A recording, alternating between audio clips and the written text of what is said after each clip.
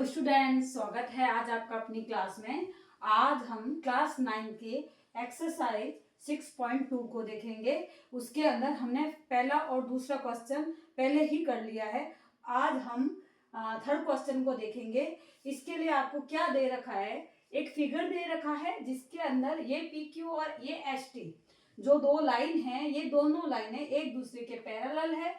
और R S T देखो angle दे रखा है आपको, ये वाला आर एस टी ये दे रखा है आपको 130, और आपको पी क्यू आर ये वाला दे रखा है 110। निकालना क्या है, आर फाइंड करना है, क्यू आर एस ये वाला एंगल आपको फाइंड करना है।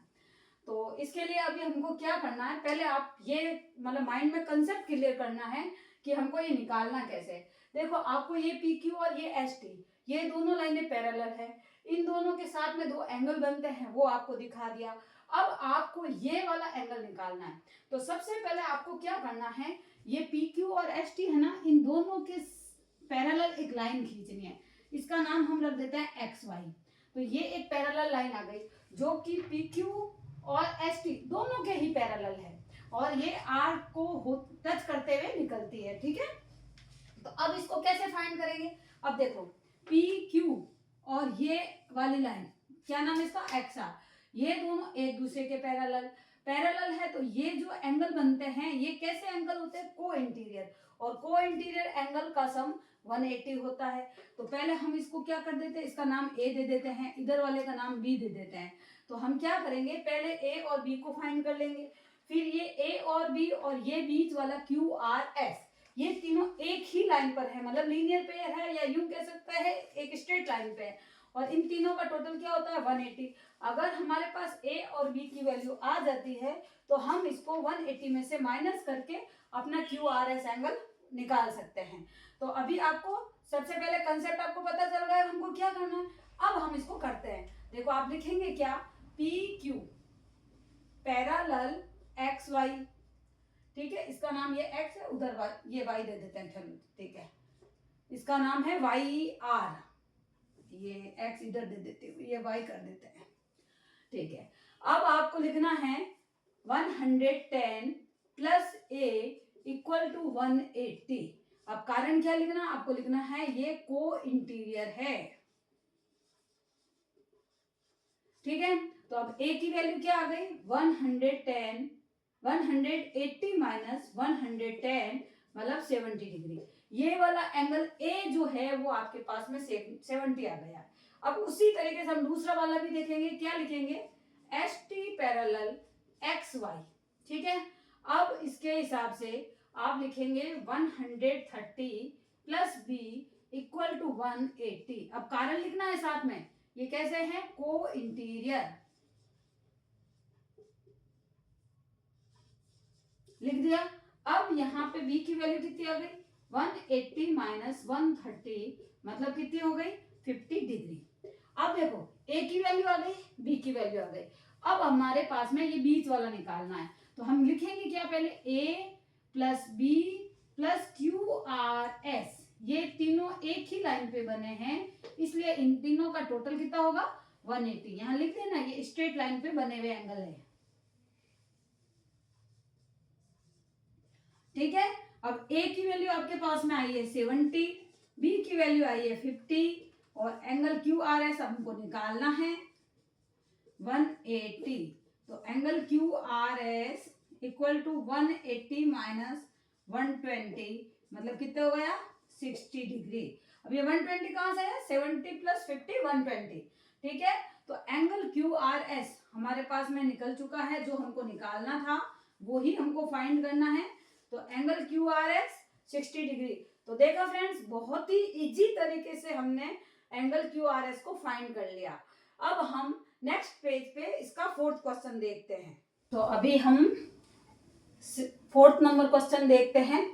तो देखो अभी आपके पास में एक फिगर दे रखा है, यहाँ पर ये ए लिखा है, ये बी लिखा है, ये सी है और ये डी है। ए बी एक लाइन, सी डी एक लाइन। ए बी और सी डी आपको गिवन है, दोनों पैरेलल है। और आपको क्या दे रखा है गिवन में, ए पी क्यू। अब देखो ए पी क्यू कौन सा है, ये वाला ए पी और ये क्यू, ये एंगल आपको 50 डिग्री दे रखा है, गिवन है। और PRD, देखो PRD यहाँ मैंने P लिखा नहीं है, PRD ये है आपका 127 डिग्री, ठीक है। और आपको फाइंड क्या करना, x और y। अब x तो ये है और y आपका ये वाला है। तो अभी आपको सबसे पहले देखो निकालना कैसे, कंसेप्ट क्लियर कर लेते हैं। देखो ये एंगल आपको कितना दे रखा है, 50। अब ये AB और x ये CD दोनों क्या है, पैरेलल है, और ये लाइन इनको ऐसे काट रही है। तो ये वाला एंगल और ये वाला एंगल कौन सा, 50 और x एक दूसरे के अल्टरनेटिव है। तो अपन अल्टरनेटिव जानते हैं कि इक्वल होते हैं, तो इसका मतलब क्या हुआ, x भी 50 आ गया। तो पहला एंगल तो अपने निकल गया, x कितना हो गया, 50 डिग्री। अब सेकेंड वाला आपको निकालना है y। अब देखो ये दोनों AB और CD पैरेलल, ये इनको ट्रांसवर्सल मतलब इंटरसेक्ट करिए, काट रही है। अब ये वाला एंगल और ये वाला एंगल ये भी अल्टरनेटिव है और ये भी इक्वल है, जिसमें से एक आपके पास 50 है। तो ये y कैसे निकालोगे, अपन दोनों को इक्वल रख के आराम से निकाल सकते हैं। तो पहले तो अपना कंसेप्ट क्लियर हो गया, अब हम इसको लिखते हैं। सबसे पहले तो आपका आंसर करते हैं, जैसे आपको गिवन दे रखा है आप गिवन लिख सकते हैं।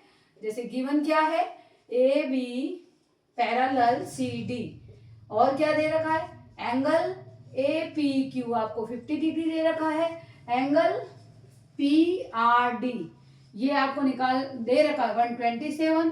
अब फाइंड क्या करना है वो भी लिख दीजिए। फाइंड करना है आपको x एंड y, ठीक है। अब आप निकालने के लिए क्या करते हैं, तो सबसे पहले तो लिखेंगे क्या हम, एंगल इसका नाम क्या है, APQ। APQ equal to angle, ये खाली x भी लिख सकते हैं, और कारण लिखना है सामने। क्या कारण लिखना है, ये alternative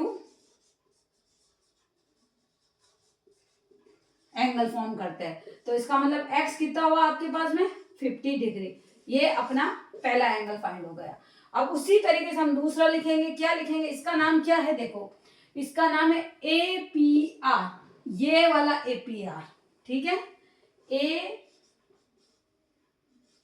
APR equal to angle PRD। PRD कौन सा, ये वाला। देखो ये लाइन और ये लाइन जैसे ऐसे है, तो ये यू इंटरसेक्ट करिए, तो एक तो एंगल बन रहा है आपके ये, एक एंगल बन रहा है आपके ये। तो ये कौन सा फॉर्म होता है, ये होता है अल्टरनेटिव। तो अल्टरनेटिव एंगल आपस में इक्वल होता है, तो हम लिखेंगे क्या, APR angle equal to PRD। सामने कारण लिखना है अल्टरनेटिव, ठीक है।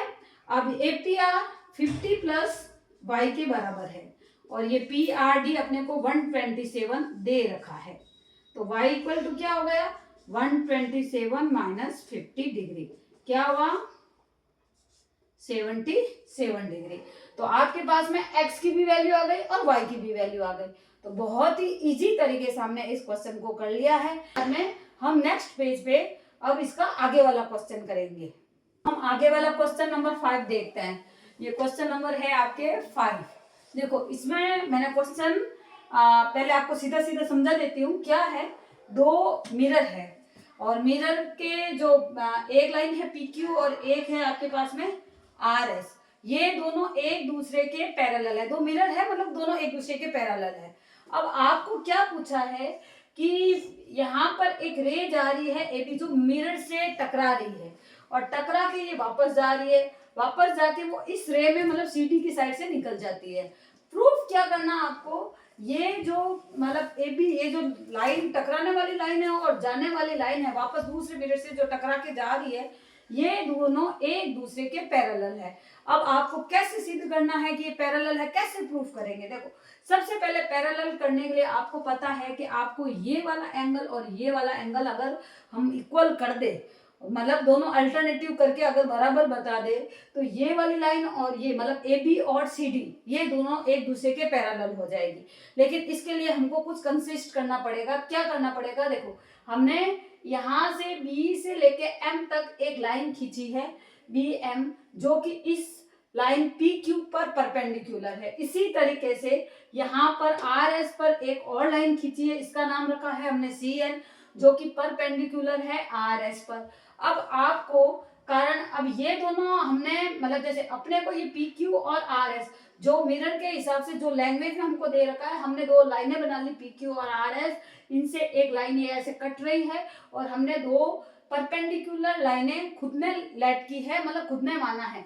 अब हमने यहाँ लिखा क्या है, कंसिस्ट करते हैं हम बी एम। देखो बी एम कौन सी है, ये वाली लाइन, ये इस पी क्यू पर परपेंडिकुलर है। इसी तरीके से सी एन ये आर एस पर परपेंडिकुलर है। यहाँ कारण भी लिखते हैं साथ में कि ये इस कारण से बी एम और सी एन एक दूसरे के पैरेलल हो जाएगी। अब कारण क्या है, तो कारण ये है कि परपेंडिकुलर लाइनों पर परपेंडिकुलर ऑन पैरेलल, मतलब अगर पैरेलल लाइंस पर परपेंडिकुलर अगर लाइन खींची जाए तो वो दोनों एक दूसरे के भी परपेंडिकुलर होती है। ये लाइन और ये लाइन दोनों पैरेलल, इन्हीं के ऊपर हमने परपेंडिकुलर खींची है, तो ये दोनों भी एक दूसरे के पैरेलल होगी।